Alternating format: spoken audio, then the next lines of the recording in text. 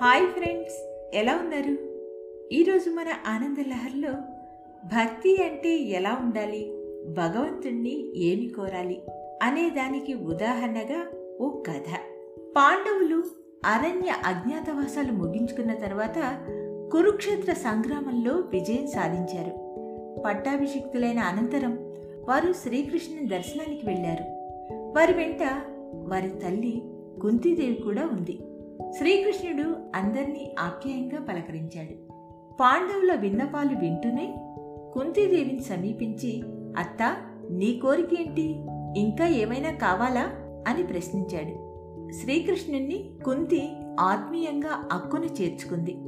అందరికీ వరాలిచ్చే దేవుడివి, నాకు ఓ వరం ఇవ్వరాదా అని అడిగింది. ఏం వరం కావాలో అడగమన్నాడు కృష్ణుడు. కృష్ణ, ఇంతకాలం ఎన్నో కష్టాలు అనుభవించాము. దీర్ఘకాలం నా తనయులకు దూరంగా గడిపాను. ఇప్పుడు ధర్మరాజు పట్టాభిషేకం తర్వాత రాజమాతగా సుఖ సంతోషాలతో ఆనందాతిశయంలో మునిగి తేల్తానేమోని భయంగా ఉంది. అందువల్ల నాకు ఎప్పుడూ కష్టాలనే ప్రసాదించు అని కుంతి వేడుకుంది. జీవితమంతా కష్టాల్లోనే గడిపావు.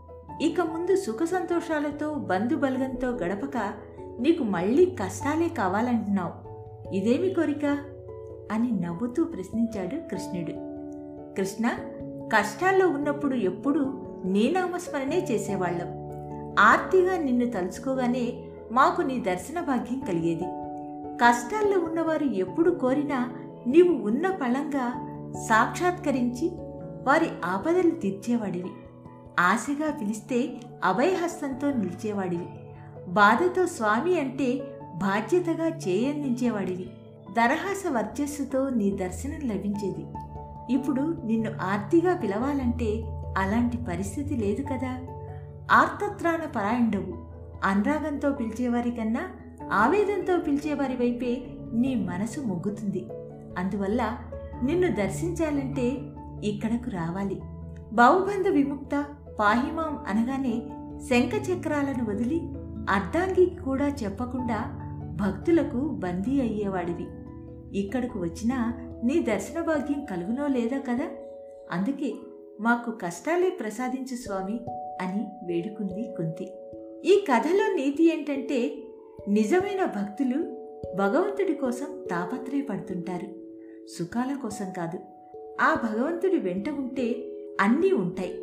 అన్నీ ఉండి కూడా భగవత్ అనుగ్రహం లేకపోతే ఏం లాభం? ఇలాంటి మరిన్ని మంచి మంచి కథల కోసం ఆనందలహరి పాడ్కాస్ట్ను తప్పక ఫాలో అవుతారు కదూ. మరో మంచి కథతో మీ ముందుకు వస్తాను అనురాధ తీర్థాల ఆనందలహరి పాడ్కాస్ట్లో.